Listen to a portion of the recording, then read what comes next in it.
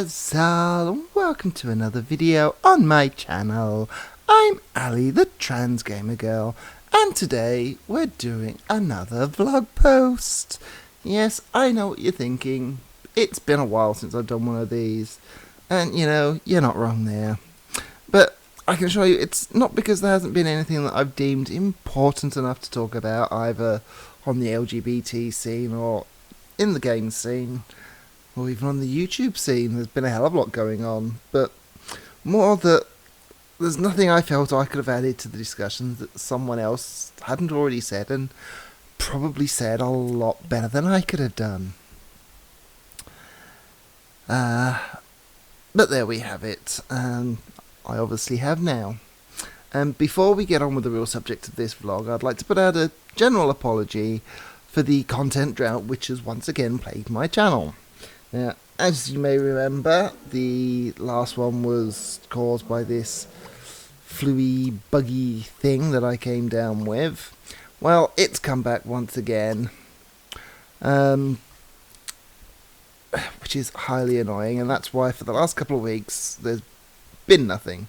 But I am finally over it, so I can finally get back to recording videos without fear of deafening everyone with my coughing. So I can promise you that new videos are on the way and will be arriving on my channel pretty soon. Now, as for this vlog, well, you see, I was approached through my Facebook page by one of the developers of this little indie game, game jam game called A Normal Lost Phone. And I was asked if I could check it out and maybe spread the word a little. And that is asked and not paid before anyone asks. Now, for those that don't know, a game jam is an event where game developers come together to plan, design, and basically create video games in usually a limited time frame, usually between 24 and 72 hours, basically 2 or 3 days. Now, this game was made in the 48-hour period for this year's Global Game Jams. I will put a link in the description and you can check it out.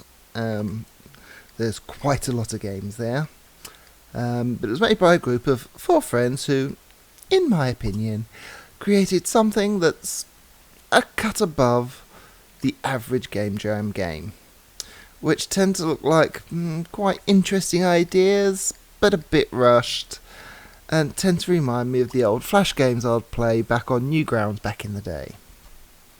Now, this game though, it's quite short, but it does have an interesting stylized art direction that's both crisp, clean and professional in the places it needs to be, while still having a more different artistic flair where it can get away with it.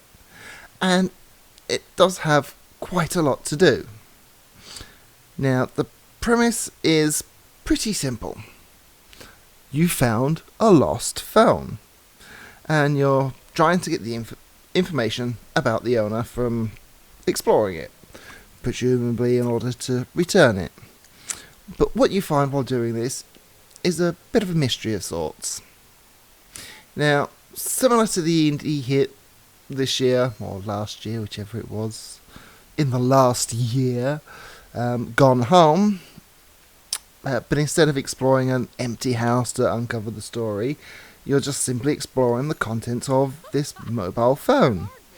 From text messages to pictures and even hacking into the owner's online dating profiles, you slowly uncover this story of self-discovery, developing sexuality, and basically LGBT themes.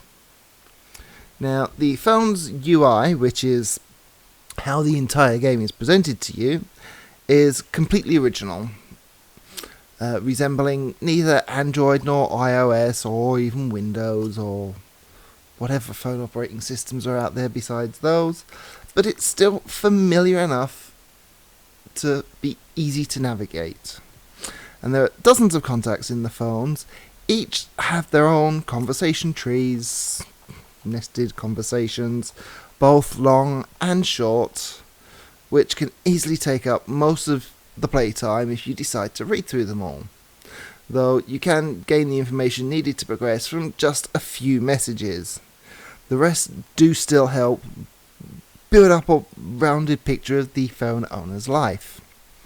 Now, once you have gained all the information that you need from the messages and the pictures and the online dating profile and everything else that you get through, because you hack in and you get information from there, it all finally boils down when you finally find the secret hidden journal, which brings everything together and hints at the fate of the owner of the phone. Now, as I say, the game is quite short, and depending on your reading speed and whether you spot the clues and hints and favour solving the mystery over actually exploring the story and building up as much of a picture as you can, the game could take you as much as 45 minutes to an hour to complete, or as little as 5 to 10 minutes if you just rush straight to the end. But it is a free game, and it is about quality rather than quantity at this point. And quality it is. The writing captures the story well and explores its themes in depth, but it does deliver them in bite-sized chunks that are easy to digest, at least until you reach the journal at the end and it just lays everything out for you and brings all of it together. And I might add, they do this in 3 different language versions, one for each English, French, and Spanish. Now, that's impressive. And for what the game is right now, I would definitely give it a very solid 9 out of 10. It's a very good effort, and I would definitely like to know more. There are a few issues. Some of the conversations, although in perfectly good English, don't quite scan as naturally as you would expect. But they're perfectly readable nonetheless. So it is very much a nitpick. But nothing enough to spoil the game. So, yeah, would still definitely like to know more, and it seems I could be in luck, because the developers classed this just as a prototype, essentially a demo, and they are wanting to develop the game further.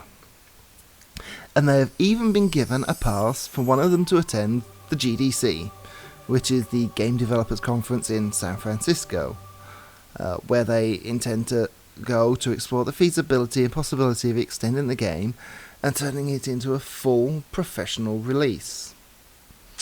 And for this end, they have actually started a crowdfunding campaign, which I will link down in the description, and in that link as well is where you'll find the link to the game itself.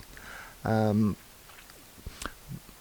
from what I can tell, from the crowdfunding page, which is in English and in French, but most of the extraneous bits and whatnot are mainly in French, which is a bit but from what I can tell with my very rudimentary French, they have already actually passed the bare minimum they need to attend the GDC, which is brilliant. But of course every little helps, so if you do feel inclined to drop a few on that, then please feel free, but don't feel that I'm sending you there purely to contribute to their crowdfunder.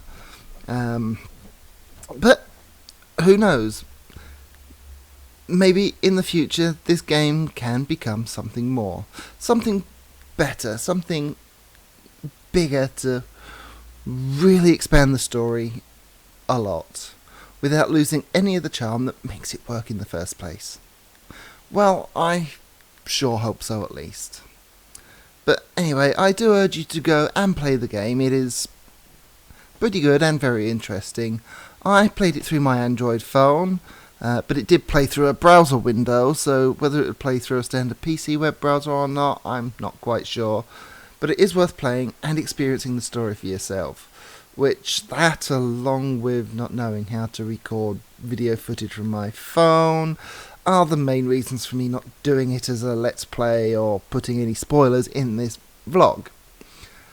So please do check all the links in the description and check them out and spread the word, basically.